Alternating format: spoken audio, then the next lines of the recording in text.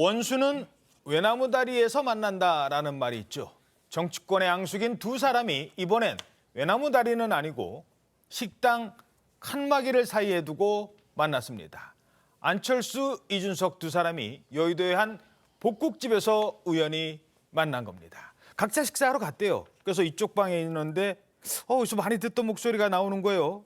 이준석 대표가 앉아 있는데 옆에서 안철수 의원 목소리가 나오는 거예요. 그러니까 이준석 대표가 밥 먹다 말고 이렇게 얘기했대요. 안철수 씨, 조용히 하세요. 오늘자 조선일보 8면입니다. 야, 지금 저 사파입니다. 저 사파. 밥 먹고 있는데 안철수 의원이 기자들이랑 얘기하는데 이준석 얘기를 하는 거예요. 당연히 요즘 화두는 이준석이니까. 근데 듣다 갑자기 안철수 씨 조용히 하세요.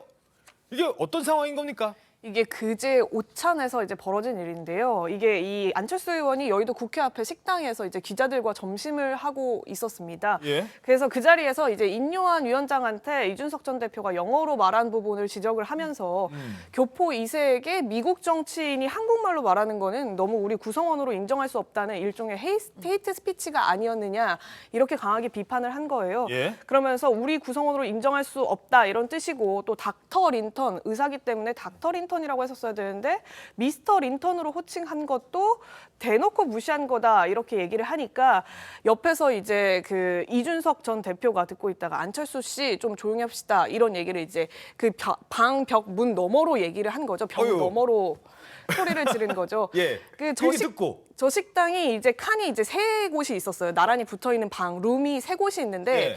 벽이 되게 얇아가지고 방음이 잘 안 되긴 해요. 옆에서 뭐 이제 건배사를 해도 다 들리고. 그거 평소에 손님 많이 오면 이렇게 옆으로 열어서 방 틀 수도 네, 있어요. 틀 수도 있고. 근데 네. 공교롭게도 전날 같은 날 저 두 사람이 방 벽을 하나를 두고 양쪽에 둘 다 기자들과 이제 점심 자리를 하는 자리가 있었고 예. 그 옆에도 의원이 이제 식사 자리가 있었어요. 아, 다른 의원도 있었고. 다 국민의힘 관계자들 이제 3명이 기자들과 만나는 자리였는데 그래서 오히려 그 마지막 칸에 있던 의원이 네. 이제 이 사달을 이제 그 너머에서 들으니까 먼저 이제 그 방에서 나와가지고 이준석 대표한테 대표님 뭐 잘 들었습니다 뭐 이런 식으로 얘기를 또 더 건넸대요. 오히려 옆에 있던 방에 마치 이제 화해시키는 거나 예. 분노 좀 삭히라고. 그러면서 뭐 나도 얘기 욕 좀 더 대표님 욕 좀 하려고 했는데 뭐 여기 옆에 계신 게 다 들려가지고 얘기를 못했다. 그러니까 안철수 씨 조용히 하라 이런 소리가 그 방 너머까지 들렸다는 거예요. 그러니까 이 국민의힘 의원도 그러니까 뭐 좀 하려고 해봤는데 대표님 들을까봐 나도 욕을 못했다 뭐 이런 식으로 얘기하면서 헤어졌고 지금 이 안철수 의원과 이준석 전 대표 같은 경우에는 방 너머로 대화를 하고 예. 그리고 결국에 나오면서는 이제 엇갈리게 시차를 두고 나오면서 면담까지는 이루어지지 않았다고 하는데요.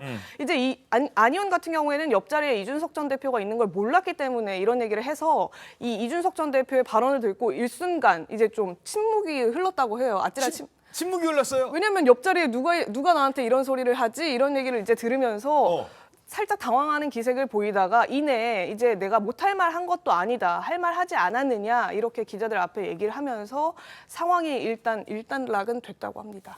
야, 20분을 내가 얘기해서 참다 못해 그런 겁니다라고 이준석 대표는 얘기하고 안철수 의원은 안철수 씨라는 말에 분노와 수치심을 느꼈다고 합니다. 자, 그러니까 막 이렇게 얘기하라고 해서 하고 있는데 갑자기 안철수 씨 조용히 하세요. 그러니까 안철수 의원이 아무 말도 못하고 있다가 이거 뭐지? 내가 뭐 잘못한 건 없죠? 지금 이런 상황이 된 거예요. 어떻게 보십니까? 아니, 좀 그냥 웃음이 좀 먼저 나오고요. 예. 그 사실은 이제 정치인들이 이렇게 정치를 하다 보면 감정적으로 사이가 나빠지는 경우가 있어요. 그렇겠죠. 정적도 있고. 예, 정적도 있고 그 다음에 진짜 이렇게 마주 보면 아는 척 안 하고 싶은 사람도 많고 그렇잖아요. 예. 그래도 많이 참아요. 그건 왜냐하면 이제 국민 눈치를 볼 수밖에 없잖아요. 그렇죠. 솔직히 말씀드리면 네. 아유 내가 참고 말지 막 이러면서 그냥 그렇죠. 가는데 이 두 분은 안 참아요. 앞에 기자들도 있는데 지금. 네, 그럼 사실 기자들 눈치 우리 엄청 많이 보잖아요. 그렇죠. 근데 기자 눈치도 안 보고 그 동석한 사람들 눈치도 전혀 보지 않잖아요. 그냥 감정적인 얘기들을 그냥 서로 날것으로 어떻게 보면 이렇게 주고받는 모습이 지금 다 그대로 보여지는 건데 이게 사실 저는 국민의힘의 한 사람으로 국민의힘 두 분 다 국민의힘의 당적을 갖고 있어요. 예. 그러면 국민의힘을 과연 어떻게 바라볼 건지 국민들께서 저는 그 부분이 더 걱정이 되는 거예요. 제발 좀 안 그랬으면 좋겠습니다. 알겠습니다. 두 사람이 왜 싸울까?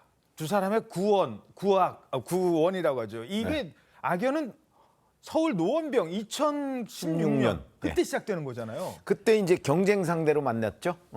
그래서 사실은 안철수 의원이 그때 당선이 됐는데 이제 이준석 전 대표 그리고 그 이후에 이제 뭐 공천권 뭐 이런 거 가지고 사사건건 이제 맞붙었어요.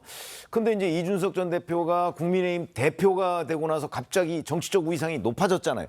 그 전까지는 사실은 안철수, 이준석 두 사람의 체급은 정치적 체급은 안철수 의원이 완전 몇 단계 위였잖아요. 대선 후보와 젊은 정치인. 그렇죠. 근데 이제 이준석 전 대표가 대표가 된 이후에는 아마 그런 부분에 관해서 이제 그 별로 안철수 의원의 그 체급을 대접을 안 하는 거죠.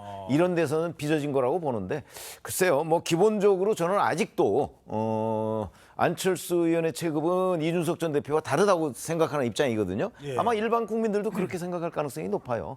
그럼 이런 부분은 안철수 의원이 참아야 되는 게 맞는 거죠. 체급이 높은 사람이 체급 낮은 사람하고 싸우면 누구 손해입니까? 알겠습니다. 체급이 높은 사람이 손해라는 겁니다.